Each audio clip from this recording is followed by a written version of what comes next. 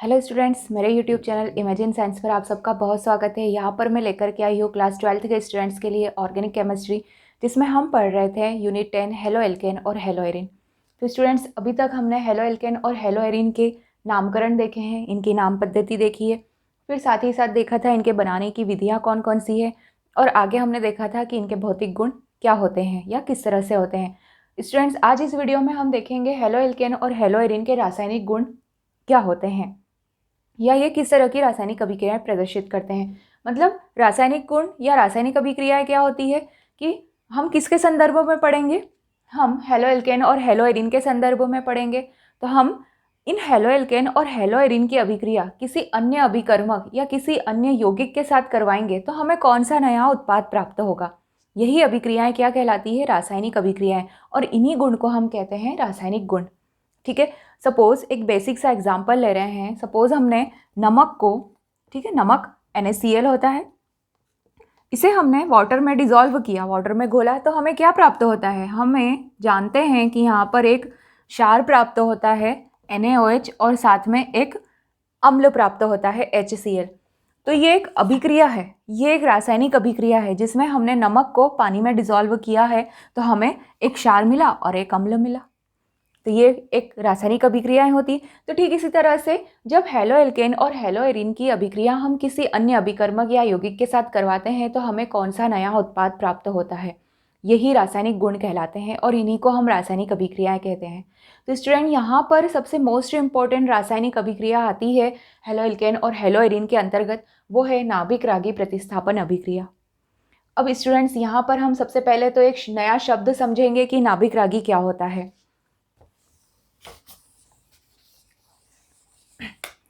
Students, यहाँ पर देखिए नाभिक रागी, इसे इंग्लिश में भी हम थोड़ा सा देख लेते हैं। इसे हम कहते हैं न्यूक्लियोफाइल या न्यूक्लियोफिलिक या न्यूक्लियोफाइल भी कहा जाता है। ठीक है। सबसे पहला एक ये समझे कि ये क्या होता है। नाभिक रागी इलेक्ट्रॉन रिच होता है, मतलब स्वयं के पास इलेक्ट्रॉनों की संख्या सबसे ज़्यादा होती है, ये इलेक्ट्रॉन धनी होता है। इलेक्ट्रॉन धनी होने के कारण ये कहाँ पर जुड़ता है? बहुत ही सिंपल सा है, इलेक्ट्रॉन रिच होता है, इलेक्ट्रॉन धनी होता है, तो कहाँ पर जुड़ेगा? ये वहाँ पर बंध बनाएगा, ये वहाँ पर अट्रैक्ट होगा या वहाँ पर आक्रमण करेगा या वहाँ पर जुड़ेगा जहाँ पर धन आयनों की संख्या ज़्यादा होती है। ठीक है। सामने वाला स्पीशीज कैसी होनी चाहिए? सामने वाला जो आपके पास आयन है वो कैसा होना चाहिए? धन आयन होगा, तभी तो ये जुड़ेगा। सपोज सामने यदि कोई ऋण आयन का कोई भाग है तो वहाँ पर नहीं जुड़ेगा, क्योंकि हम जानते हैं नेगेटिव नेगेटिव आपस में रिपल्शन करते हैं। और हम यहाँ पर देखते हैं कि कभी भी कोई भी यौगिक कैसे बनता है? धनायन और ऋणायनों के मिलने से ही बनता है। तो सबसे पहले हम ये देखें कि नाभिक रागी कैसा होता है। इलेक्ट्रॉन रिच होता है, इलेक्ट्रॉन धनी होता है और स्वयं के पास इलेक्ट्रॉनों की संख्या ज़्यादा होने के कारण ये वहाँ पर जुड़ता है जहाँ पर धनायनों की संख्या ज़्यादा होती है। ठीक। और यदि हम नाम को ही तोड़ लें, ठीक है, नाम को हम यदि संधि विच्छेद कर लेते हैं तो नाभिक रागी, नाभिक शब्द धनायन को रिप्रेजेंट कर रहा है। क्यों रिप्रेजेंट कर रहा है? क्योंकि नाभिक शब्द हमने लिया है किसी परमाणु के बीच वाले भाग से। बीच वाला भाग नाभिक कहलाता है। और नाभिक में कौन से कण होते हैं? नाभिक में प्रोटॉन होते हैं। और प्रोटॉन कैसा होता है? धनायन होता है। तो इसलिए नाभिक शब्द किसको रिप्रेजेंट कर रहा है? धनायन को रिप्रेजेंट कर रहा है। और रागी का मतलब होता है उसकी तरफ अट्रैक्ट होना। किसकी तरफ? जो कि कैसा है? धनायन प्रकार का है। ठीक है, इतना क्लियर हुआ। मतलब कि ये इलेक्ट्रॉन रिच या इलेक्ट्रॉन धनी होने के कारण ये एक ऐसी स्पीशीज है जो कि वहाँ पर अट्रैक्ट होती है या वहाँ पर जुड़ती है जहाँ पर धन आयनों की संख्या ज़्यादा होती है। इसीलिए इसे हमने कहा है नाभिक रागी या न्यूक्लियोफाइल। ठीक है, न्यूक्लियो नाभिक से लिया है हमने, और रागी का इंग्लिश में मतलब होता है फिलिक।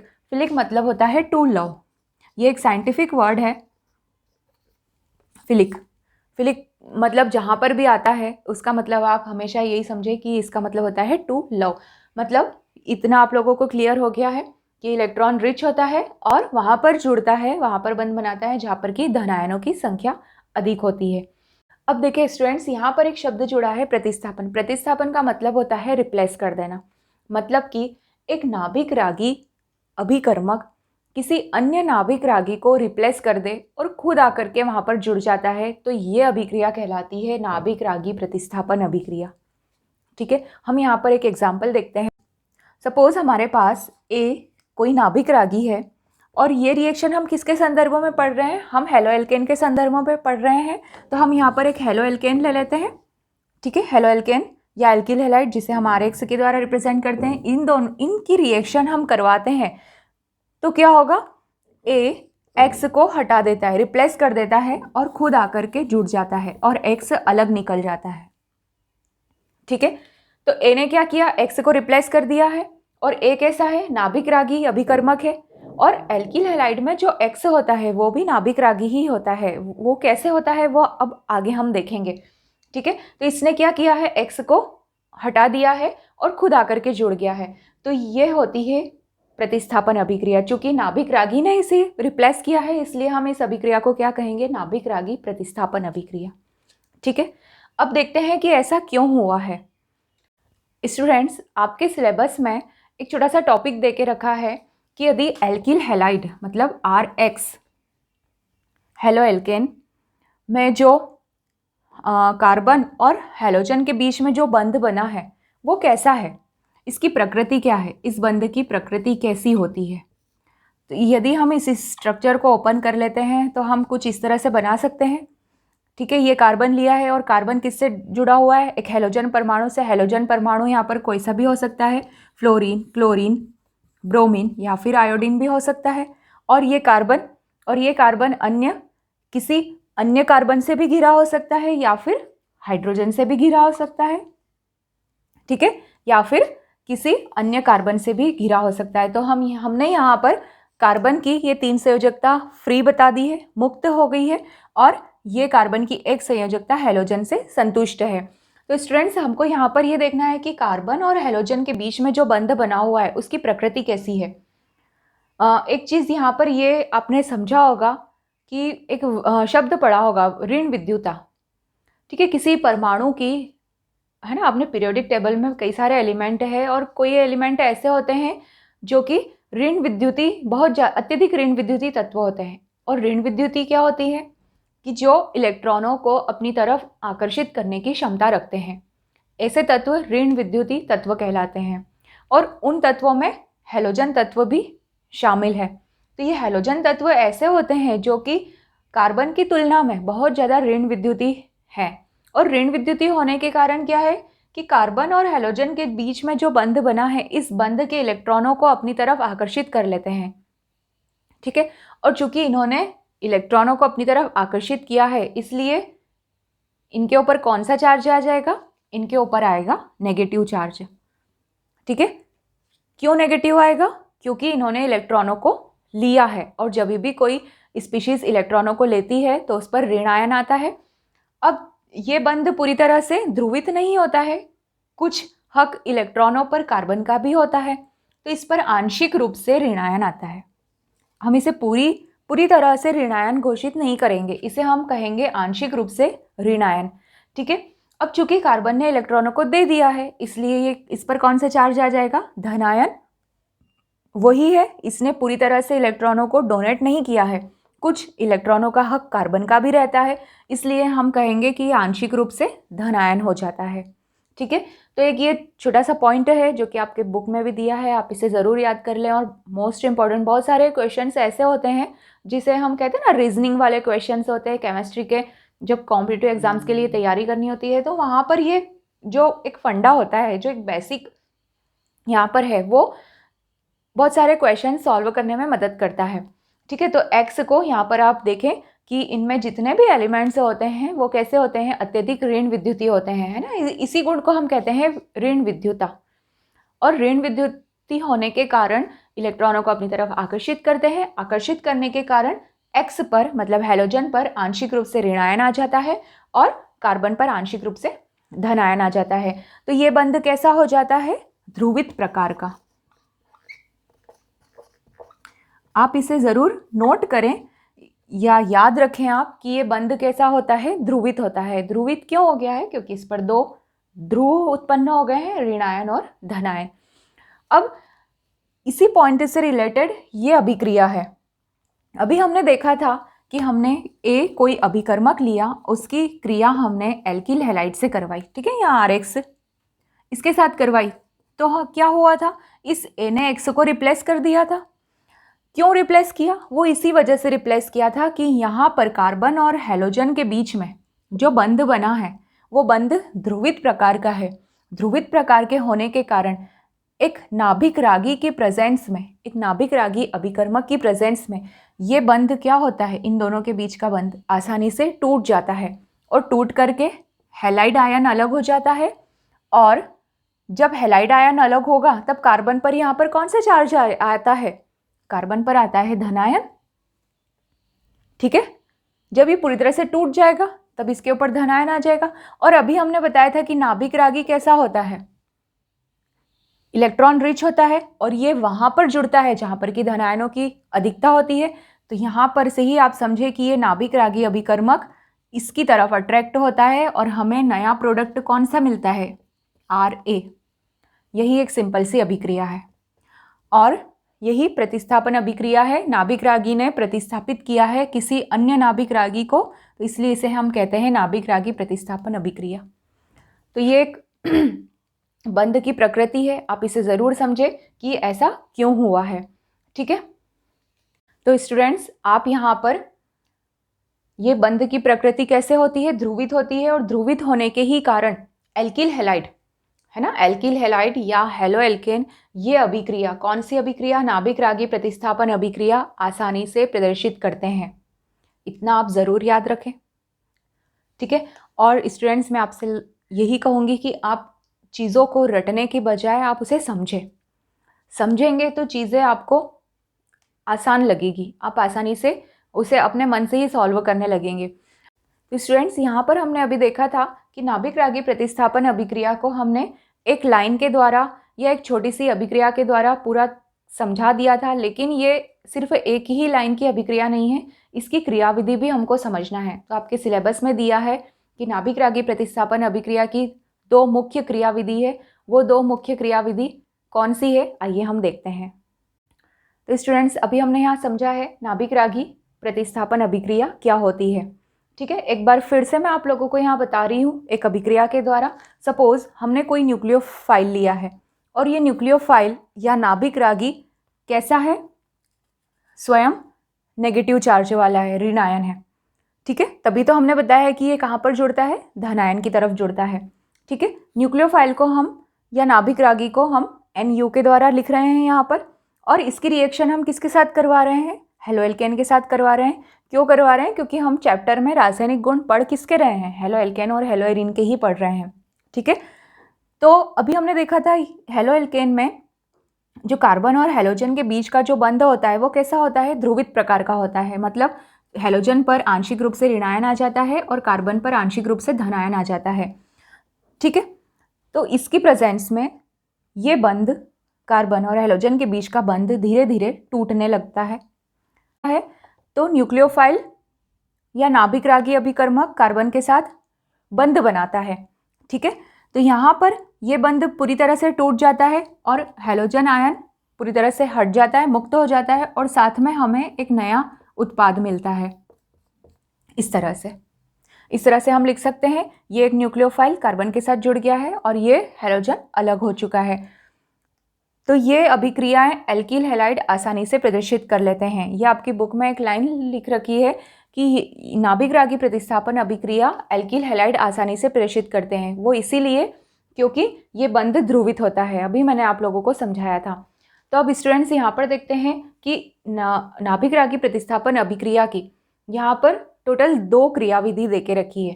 पहली क्रियाविधि है द्विक अणुक नाभिक रागी प्रतिस्थापन अभिक्रिया और दूसरी है एकाण्विक नाभिक रागी प्रतिस्थापन अभिक्रिया।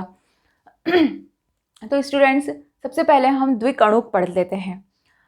इनके कुछ शॉर्ट फॉर्म भी है, वो भी आप ज़रूर समझे। द्विक अणुक को हम कहते हैं SN2 अभिक्रिया, इसे हम क्या कहेंगे, SN2। और एकाण्विक अभिक्रिया को हम कहते हैं SN1। द्विक अणुक को हमने SN2 बताया है, एकाण्विक अभिक्रिया को हमने SN1 बताया है। अब SN का मतलब क्या होता है ये भी हम देख लेते हैं। S फॉर होता है सब्स्टिट्यूशन, प्रतिस्थापन के लिए सब्स्टिट्यूशन, और N का मतलब होता है न्यूक्लियोफिलिक। ठीक है, न्यूक्लियोफिलिक सब्स्टिट्यूशन रिएक्शन है। तो ये तो SN का मतलब हो गया है। अब 2 और 1 का मतलब क्या होता है ये हम आगे समझेंगे। तो इस अभिक्रिया को, पहली अभिक्रिया को हम समझना शुरू करते हैं। पहली अभिक्रिया हम समझ रहे हैं यहाँ पर SN2। तो स्टूडेंट्स यहाँ पर हम देखते हैं सबसे पहली रिएक्शन SN2 प्रकार की। SN2 प्रकार की रिएक्शन में हमने लिया है कोई एक अभिकर्मक। कौन सा लिया है? नाभिक रागी अभिकर्मक लिया है। नाभिक रागी अभिकर्मक में हमने OH लिया है और ये OH हमें कहाँ से मिला है? या तो NaOH से मिल सकता है या फिर KOH से मिल सकता है। ठीक है, ये एक नाभिक रागी अभिकर्मक हुआ और हम रिएक्शन करवा रहे हैं एल्किल हैलाइड के साथ में, क्योंकि हम चैप्टर पढ़ रहे हैं हेलोएल्केन। इस तरह से, या हम यहाँ पर कार्बन के साथ 3 हाइड्रोजन भी बंध बता सकते हैं। ठीक है, तो यहाँ पर हमने लिया है एक एल्किल हैलाइड।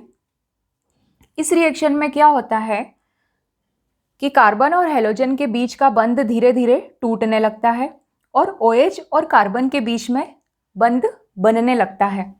ठीक है, ये धीरे धीरे धीरे बंध टूट रहा है, इसे हमने डॉटेड लाइन के द्वारा दर्शाया है। और कार्बन और OH के बीच में बंध धीरे धीरे क्या हो रहा है? बन रहा है, तो भी इसे हमने डॉटेड लाइन के द्वारा रिप्रेजेंट किया है। और ये कार्बन के 3 हाइड्रोजन लगे।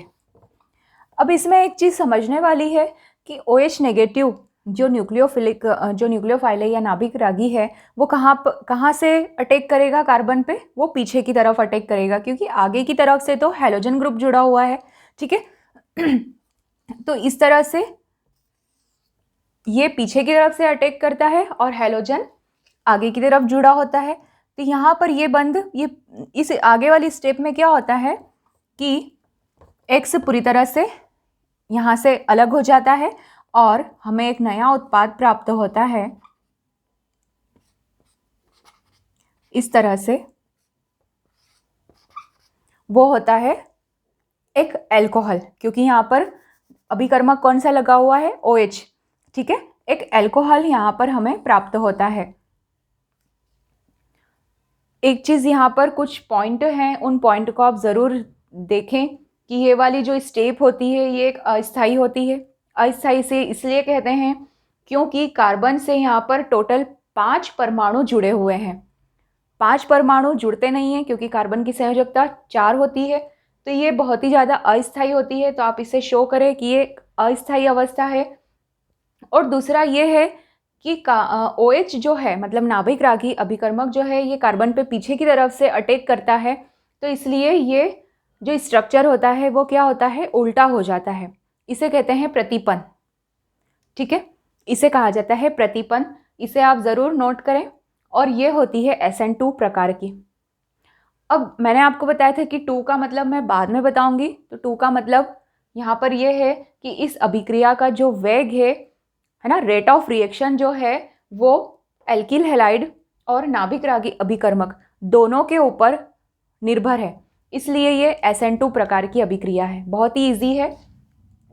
S मतलब सब्स्टिट्यूशन, N मतलब न्यूक्लियोफाइल और 2 मतलब कि ये 2 अणुओं के ऊपर, 2 अणुओं की सांद्रता पर निर्भर करती है क्या? इस अभिक्रिया की दर। तो इस तरह से ये होती है SN2 अभिक्रिया या SN2 नाभिक रागी प्रतिस्थापन अभिक्रिया। अब नेक्स्ट हम देखते हैं एकाण्विक नाभिक रागी प्रतिस्थापन अभिक्रिया क्या होती है। ये भी बहुत ही इजी है। अब नेक्स्ट अभिक्रिया है वो है SN1 reaction.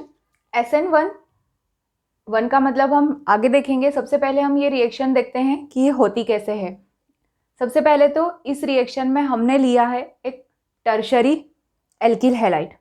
Tertiary alkyl halide क्या होता है? जिसमें कि एक कार्बन 3 अन्य कार्बनों से घिरा हुआ है, ये टर्शरी एल्किल हैलाइड कहलाता है। ये अभिक्रिया 2 स्टेप्स में पूर्ण होती है। पहली स्टेप में क्या होता है कि एल्किल हैलाइड में से हैलाइड ग्रुप जो है पहले तो अलग हो जाता है। SN2 में हमने क्या देखा था कि कार्बन से हैलोजन ग्रुप का अलग होना और नाभिक रागी का जुड़ना, दोनों अभिक्रियाएं एक साथ हो रही थी। लेकिन इसमें क्या हो रहा है कि पहले तो हैलाइड ग्रुप जो है अलग हो रहा है और अलग होने के बाद में कार्बन के ऊपर धनायन आ जाएगा और फिर क्या होगा? इसी धनायन पर कोई एक नाभिक रागी अभिकर्मक आकर के जुड़ेगा अगले स्टेप में और हमें अल्कोहल प्राप्त होगा। क्योंकि यहाँ पर हमने अभिकर्मक कौन सा लिया है? OH लिया है। तो यहाँ पर OH किसको रिप्रेजेंट करता है? अल्कोहल को। तो इस तरह से ये SN1 अभिक्रिया होती है। 1 का मतलब क्या होता है कि ये रिएक्शन की दर जो है, मतलब रेट ऑफ रिएक्शन जो है, वो सिर्फ एक ही अभिकारक पर निर्भर करती है। किस पर? सिर्फ एल्किल हैलाइड की सांद्रता पर ही निर्भर करती है, इसलिए इसे हम SN1 अभिक्रिया कहते हैं।